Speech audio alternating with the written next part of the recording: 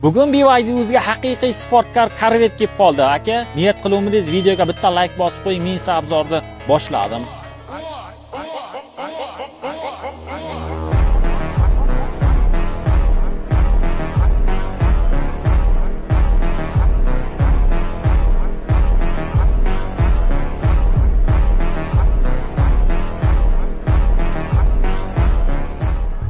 Mashina 2023-yilda ishlab chiqarilgan, kraskalari top-toza, polniy kuzovi broneplyonka qilingan, bor yo'g'i 3700 km masofani bosib o'tgan. Mashinada 6.2 atmosferli motor turibdi, 12 silindrli, ya'ni turi 6 sekundda 100 ga chiqadi. Rasxoti ham jana unaqa ko'p emas. Endi bu mashinani olayotgan odamlar benzin rasxotiga qaramasa kerak. Hozir ham olaman desangiz 200 mingdan plus minus nari beri tushadi sizga. Bunaqa rangidan O'zbekistonda bor yo'g'i bir dona, tepadagi ma'munusi ham ochiladi, xohlasangiz kabriolet qilib yursangiz ham bo'ladi. Xullas, mashina BYD o'zida Sergeli indeksdagi joyimizda tayyor sotuvda, narxiga kelayotgan bo'lsak 158 ming AQSh dollar.